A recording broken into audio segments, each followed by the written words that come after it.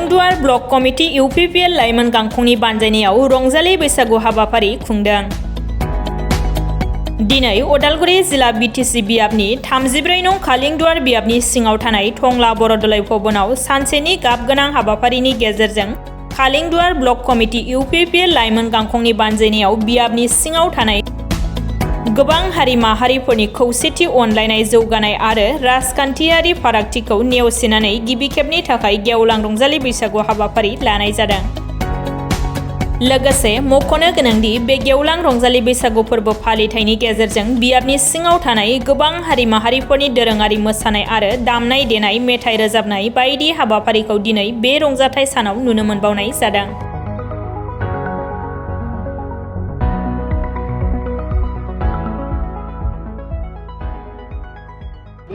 गिबियावनो बैसागो फोरबोआव बयखौबो आंनि गोसो गोरबोनि हामलायनाय आरो खुलुमनाय थाबाय। जोङो सानसेनि हाबाफारि लानानै जोङो खालिंदुवार UPPL माने खालिंदुवार ब्लक कमिटिया बै फोरबोखौ खुंनाय जादों। दिनै जोङो जोंनि बे फोरबोआव जोंहा गोबां जोंनि UPPL हान्जानि सेन्ट्रेल कमिटिनि, डिस्ट्रिक्ट कमिटिनि, ब्लक कमिटिनि, प्राइमारि कमिटिनि, जोंनि BTR सरकारनि चेयारमेन गासैबो बिथांमोना बाहागो लादो। बुंनांगोन जोंनि हारिनि मोनसे बियो गिबि फोरबो आरो बे फोरबोखौ जों खुङालाबासिनो थानो हाया। बे फोरबो फैनायनि लोगो लोगोनो जोंनि माने जिथु थै मोसानो थाखाय रंजानो थाखाय जोङो लाहार फाहार खालायो। दिनै जोङो खालिंदुवार ब्लक हिसाबै UPPL हान्जाया खाबु मोनदो। बेनिखायनो दिनै जोङो बयबो रंजा बाजायै बे फोरबोखौ खुंनाय जादों। Thank you. दिनै बुंनांगोन बे फोरबोआ जोंनि बर' हारिनिल' नङा, दिनै आसामाव थानाय गुबुन जोंनि माने गोबां जोंहा माबा दोङो हारिफोरा, बेयाव बयबो हारिफोराबो दिनै रंजायो। बेबायदिनो जोंहा BTR हालामावबो जोंहा राभा बिथांमोनाबो दोङो, गार'फोर बिथांमोना दोङो, बेबायदिनो कच राजबंसि दोङो। गासैबो माने माबाया दिनै जोंनि UPPLनि बे बैसागो फोरबो खुंनायाव बाहागो लादो। बेनिखायनो आङो खालिंदुवार बिहाबनि सासे MCLA हिसाबै बुंनांगोन दिनै बयबो हेफाजाब होनानै बेखौ गाजा गोमजा बा मोनसे महर होनायनि थाखाय आं बयखौबो दिनै साबायखर बावो आरो उननि समावबो जोङो बेबायदिनो बे फोरबोखौ खुंलांगोन। आरो बे फोरबोआनो जाहैबाय जोंनि माने आसाम माने ओनसोलाव थानाय बयबो माहारियानो खुङो। गतिके जोंबो दिनै BTR हालामाव जोंनि ब्लक कमिटिनिफ्राय गाजा गोमजायै खुंनाय जादों। साबायखर। Thank you. बे UPPLनि मोनसे डिसिसनमोन।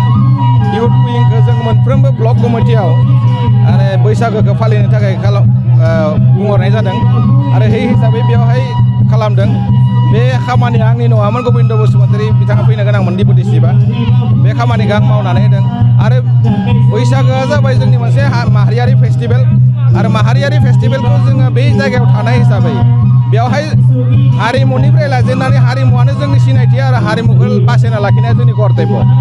साफ्रोमबो बर' मानसि आरो साफ्रोमबो बे ओनसोलाव थानाय मानसिनि बेखौ फोथांना लाखिनांगौनि दायित्व हिसाबै जोंबो मोनसे पार्टि थानायनि गेजेरजोंबो पार्टि हिसाबैनो जों बेखौ खुंनो लादों। मानोना बे गैयाबा जोंनि सिनायथियाबो गैया। जोंनि आसाम हिसाबै सिनायथियाबो बिहुआ मोनसे बिराद मोजां सिनायथि दङ, जाय जों माने बिश्व माने माबा गिनिस वर्ल्ड रेकर्ड बुकआवबो देग्लाय हाबहैबाय। आरो बिब्दिनो जोङो बैसागोखौबो सोलिनांगोन। दा बे खामानिखौ मावनायनि मोनसे स्टार्टिं होननानै जों बुंनो हायो। देग्लाय जोङो गिबि खेबनि थाखाय पार्टि हिसाबै UPPLआ मोनफ्रोमबो समष्टि मोनफ्रोमबो माने ब्लक कमिटिफोराव बे हाबाफारिखौ लानाय जादों। खुलुमबाय। रंजालि बैसागुनि BTRनि गासै रायजो राजाफोरनिसिमबो गोजोन हामलायनाय बावहरबाय। आरो स्पेसियेलि जोङो बे खालिंदुवार ब्लक कमिटि लाइमोन गांखं जानानै जोंनि UPPL दोलोनि आफादगिरि मानगोनां प्रमद बर' सार, जोंनि BTRनि CM बिथांनिसिम जोबोद साबायखर बावदों। बिथाङा जोंनो बेखिनि खुंफुंनो थाखाय जोंखौ सहाय खालामदों। आरो दिनै जोङो बिथांनि आदर्शजों जों दिनै खालिंदुवार समष्टियाव बियाबाव आरो ब्लक कमिटि हिसाबै जोङो दिनै खौसेथिखौ लाबोनो हादों। बेवहाय थानाय गासै हारि माहारिखौ लानानै दिनै जोङो बैसागो खुंदों। आरो बेखौ जोङो खौसेथिनि बे बैसागो रंजालि बैसागोआ जोंनि बे खौसेथिनि नेरसोन आरो बेवहाय जोङो जागायनायनिफ्राय जोबजासिम जोङो जोबोद मोजाङै खुंफुंलांनो हागोन। जागायनायाव जोंहा जाथा बिर होबाय जोंहा जोंनि ब्लक प्रेसिडेन्ट बुद्धिराम बर' बिथाङा आरो जोंनिनो मुंख्लंफोरनो बिबार बावबाय जोंनि बिटिआरनि EM दावबायसा बर' बिथां सारा आरो बिनिफ्राय दायो जोङो गोजोननि फारौ बिर होबाय आरो जोंहा बैसोगोरा बिथांमोनखौ जोङो मान बावबाय आफादनि जानानै खुंथाइ आफादनिबो जानानै आरो बेनिफ्राय जोङो दायो गेवलां मेलखौ जों बेखेवबाय जोंनिनो मानगोनां नेरखां खाख्लारि सारा फार्मार सेलनि आफादगिरि आरो बेनिफ्राय जोंहा दायो गाहाय आलासि हिसाबै जोंनि बिटिआरनि EM निलुत सरगियारि सारा फैगोन आरो बेनिफ्राय गोबां जोंहा बेवहाय जोंनि UPPLनि गेदेमा आलासिफोरा फैगोन आरो बेवहाय लोब लोब रायजो राजा बयबो हारिनि रायजो राजाफोरा बेवहाय बाहागो लादों बिथांमोनखौ जोबोद जोबोद साबायखर बावदों आरो जोङो हारिमु बिलिफां लादों बेवहाय जोंहा मेथाइ खनगिरि जोङो लिंहरदों हांख्रायदों आरो ओनसोलनिबो जोङो मेथाइ खनगिरि हांख्रायदों आरो जोबोद मोजाङै हारिमु बिलिफाङा जाफुंगोन आरो बयनिसिमबो रंजालि बैसागुनि फिन हामग्लायनाय बावहरनानै एसेयावनो फोजोबबाय।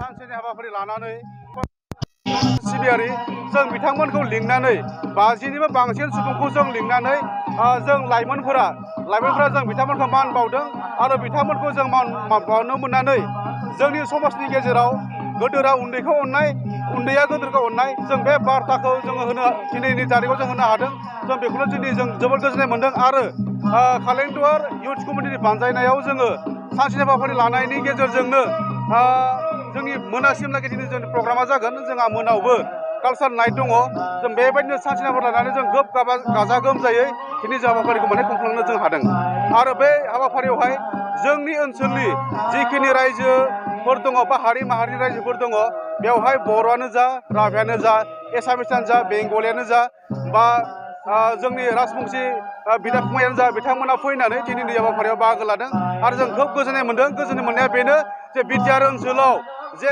गासैबो जाथि जन'गोष्ठिया दिनै जों खौसे रंजानो हादों खौसे जोङो मिनिनो हादों बेनो जोंनि फोरमान जे UPPL दोला जे सरकार दादों बे सरकार दानायखौ रायजो राजाफ्रा खोब माने गोजोननाय मोनदों आरो बे गोजोननायानो दिनैनि बे माने मोनसे फोरमान बे बै हाबाफारियाव बयबो लोब लोब बाहागो लाफैनायानो बे जोंनि मोनसे सिनायथि बा नेरसोन।